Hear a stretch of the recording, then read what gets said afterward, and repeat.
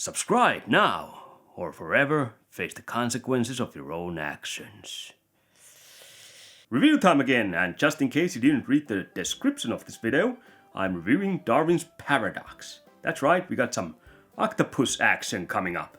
Let's just start the review. Today I'd like to tell you about a delicious sea creature, the octopus. Octopi belong to the cephalopod family. Their ancestors were shelled mollusks.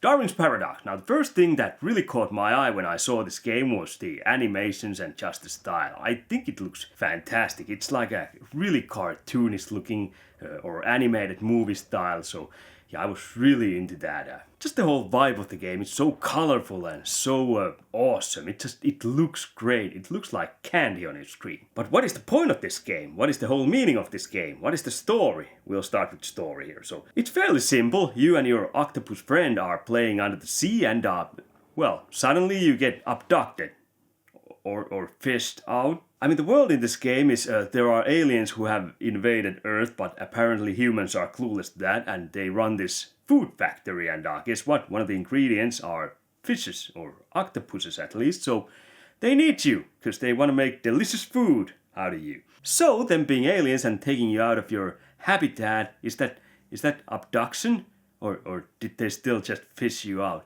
Does that count as fishing? I don't know what the right term is, but you happen to escape. So it's your duty to find your way back to the sea and possibly rescue your friend on the way there. I mean, it's kind of hard to pinpoint your exact objective because no dialogue. But you advance through all kinds of areas which are all look just fantastic in this game. I really dig the style in this. There are, like you start from the sea and then you end up in this factory which makes the food that the aliens seem to really like. But also you adventure through rooftops and underwater caves and sewers and garbage dumps. So there's quite a bit of variety. This isn't the longest game, so those are all kind of pretty small areas. So, you'll get through those quick. But I do kind of like how the scenery keeps changing, so it never gets really that dull. And all the backgrounds are just so fantastic in this. When it comes to the overall story, you can collect these news clippings, paper news clippings and posters and all that kind of stuff where there's a little bit of information about the aliens and all that. And oh, by the way, their food company's name is UFood. UFOOD. Don't want to overdose on that alien crap that they eat. But yeah, basically you just advance through all these areas and you try to find your way into, well, back at the sea and find your friend. And really no dialogue, so a lot of the storytelling is actually in the backgrounds. And backgrounds, yeah, they look fantastic. There's always so much happening there, They just so many things there, details, so much stuff, and it looks fantastic. This really looks like one of those animated movies. I really dig the style of this game, man. But from a story point of view, there isn't really that much else. I do love that the story takes kind of, it has this 50s alien sci-fi attack vibe. Pretty much.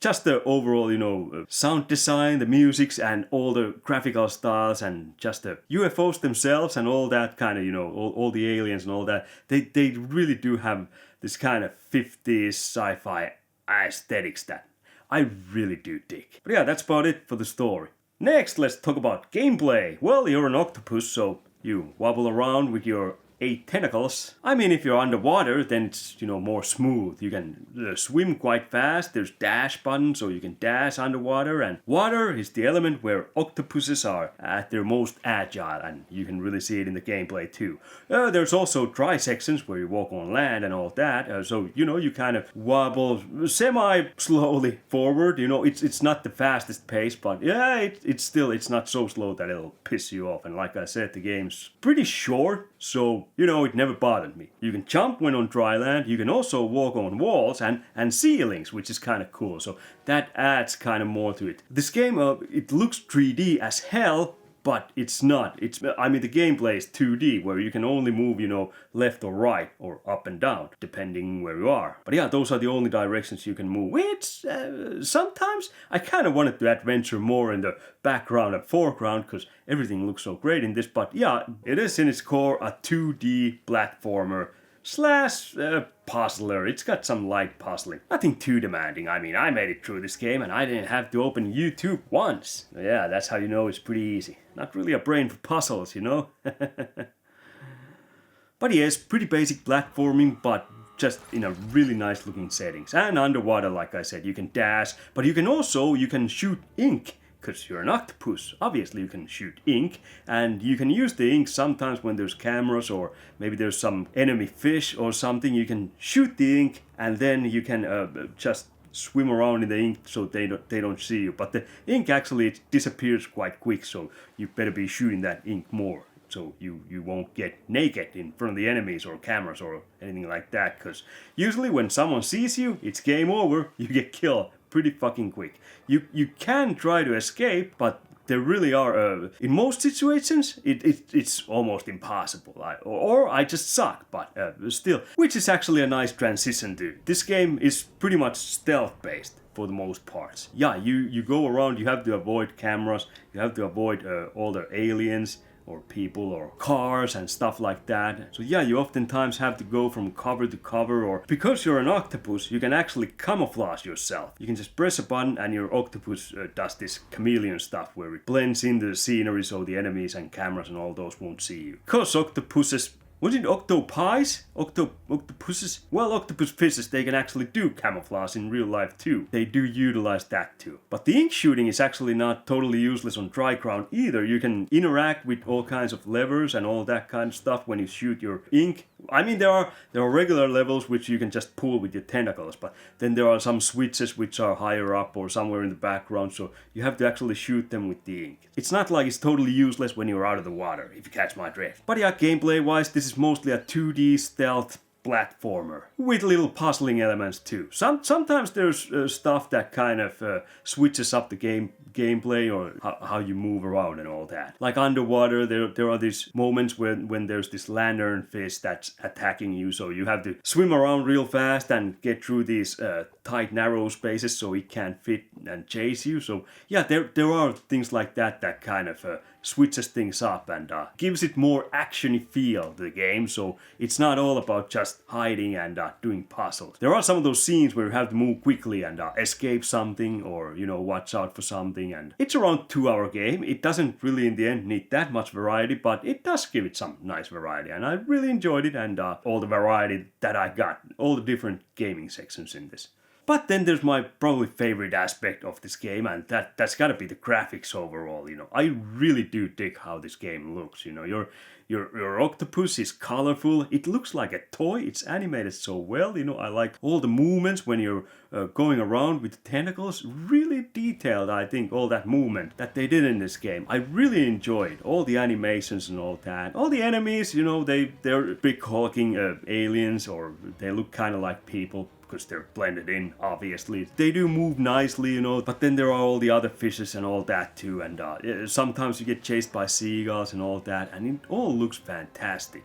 Just the style, and the backgrounds are just, there's always kind of, well, most of the time, when you're in a bigger area where there's lots of, those alien enemies, you're in a office space or something like that, they're just doing their own stuff in the background. Sometimes you have to avoid them because they might turn and look at you or look on the screen, so you have to suddenly camouflage yourself so they don't notice you, which is kind of cool too. It really gives that interactive feeling with the background, and overall it looks great. One of my favorite parts was when you were on rooftops, you were escaping, there were towers falling and everything was crashing down, all the roofs and all that, so you had to advance quickly, and you had to avoid this seagull at the same time. Steve the seagull. Don't know where they got that name. But really it just looks great. You crawling around the walls and ceilings also, it looks really nice. I do love this. All the places you visit, they look great. The underwater stuff also looks really awesome. Probably the only problem I had was, you had to adjust brightness at first when you started the game, and I think I adjusted the brightness like they actually recommended, but I couldn't see shit. I mean, it was like there was ink at those darkest places. All I could see was a pair of octopus eyes moving around. And there were parts of this game I went through kind of blindly because couldn't see shit. But towards the end, I said, fuck it, I'll bump up the brightness so I could actually see where I was going. So, but you can fix that by fixing your brightness. But it looks fantastic. Well, I do have to say, when things were dark, some of those underwater sceneries and sewers and all that, they were creepy as hell. It was almost Little Nightmares creepy. Well, not quite that, but still, had a bit of a creepy vibe, but it was more child-friendly creepy vibe. I think even young folks can play this. It's not really... There are some scary moments when the lanternfish is chasing you and stuff like that, but it's not like super scary, so I don't think your kids are gonna be too traumatized if you buy them this game. Sound design, it's got that 50s feel to it, all the musics and all that, and sound effects were alright, there wasn't really anything when it comes to sound-wise in this game that really, caught my attention. I played it through, had no complaints, the sound sounded good, nothing really special there, nothing in that sense, but they do their job, and yeah, it was alright. I really enjoyed it. Graphics, or more the graphical style. I'm not really a graphics person, I don't care if game, looks fantastic or if it looks like shit. The graphical style is usually the thing I pay more attention to, and in this one, they nailed it, the graphical style. I would like to compare this when it comes to the animations, the overall style, kind of to Little Nightmares, but more brighter and more kid-friendly and all that. So to me, it was just as impressive as Little Nightmares. I've only played Little Nightmares 3, which I believe is kind of the worst one out of those, but it looked fantastic. And I did like it, but I didn't love it. But yeah, that's all I gotta say about the graphics and the sounds. Let's see what they fucked up in this game. Let's see what the negatives are. So when it comes to flaws in this game or stuff I didn't personally like, there wasn't anything major in this. One of those things when it comes to gameplay is jumping. Sometimes when you're on dry land, your octopus can be quite sticky, and it does move quite nimbly when it comes to walls and ceilings. So if you're on a kind of ledge, you might be bit on the kind of side there. So when you're jumping, it affects that, and oftentimes I kind of found the jumping to be... I think towards the end I got more hang of it, but still, sometimes I got a bit pissed because I wasn't like at the edge, I was a bit over the edge, so it kind of affected the jump, and yeah, I was just cursing, like, jump the way I want! Don't jump stupidly, jump like I say you should jump. Shit. But yeah, sometimes the stickiness of the octopus might cause a little bit of frustrations. It still worked pretty good, so I'm not complaining that much, but yeah, there were a few moments where I was like, if you won't start bouncing around like I push the buttons, I'm gonna throw this controller through my TV. Not quite that bad. Another thing that I wasn't the biggest fan of, I like the overall story, I mean, it wasn't much, but I like how they told it with the backgrounds and all that. You had to read and so on the backgrounds of the areas where you were and all that. Overall, I do really enjoy that 50s kind of sci-fi alien attack stuff.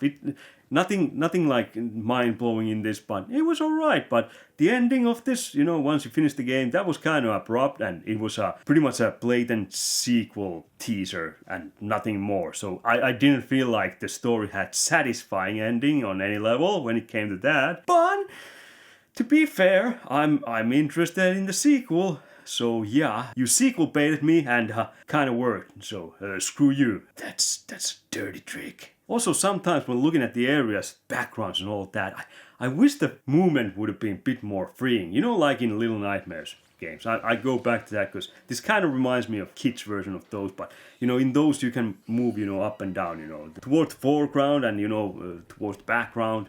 So I do like that type of stuff. This is just 2D side-scrolling platformer, so yeah, you can't go everywhere, but damn it, there's a lot of interesting stuff in the background. I really want to go there. I want to interact with that. Yeah, it's just move left or right kind of game, so I like those too. I did enjoy this, but god damn it, it's your fault. You're making the backgrounds way too enticing. I really wanted to explore all that, and you didn't let me. That wasn't nice. That was kind of a dick move. Sometimes it's actually even kind of comical because you can only move left or right, but it would solve a lot of problems if you could move just a little bit to the background or foreground. Sometimes it just feels kind of funny. It's your fault. You made it look too good, the foregrounds and the background. Still, wasn't a big problem. I could live with that. Yeah, so overall this game, I gotta say, I really enjoyed this. I'm a fan of 2D platformers. I like the stealth aspect too. And also, like I said, they throw something there that brings variety into gameplay, like those scenes where you have to be quick, like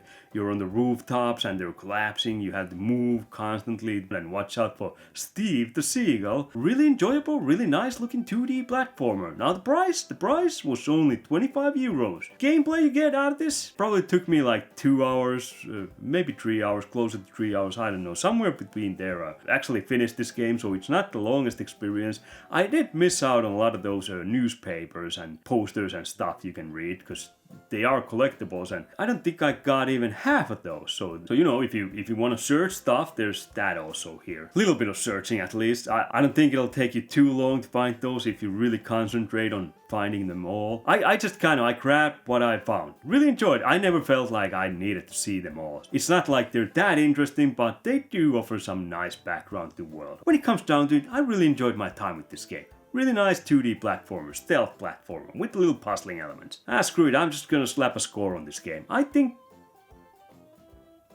I'll give this game 8. It didn't blow my mind, but it was a really solid at what it was trying to do. So what about you? Does this game look great? Does it look interesting? Does it look something you might enjoy? I gotta say, I pretty much got what I saw from the trailer.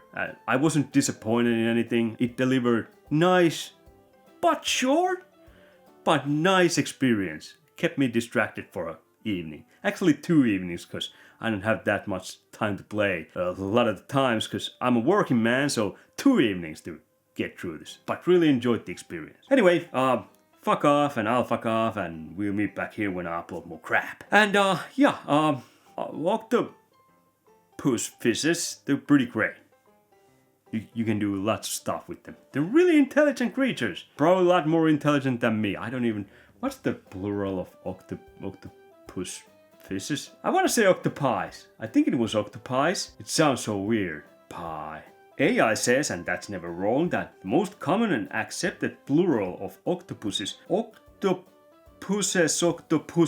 octopuses.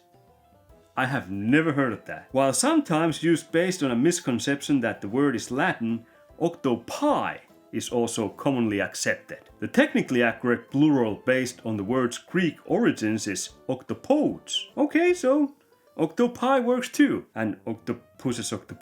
Why is it? It says it here, I'm not fucking with you. It says octopuses. Octopussy, octopi. The last words on both those words mean the same thing. Jesus Christ, whoever named octopuses must have been one horny fisherman. Anyway, I'm just gonna go. Goodbye.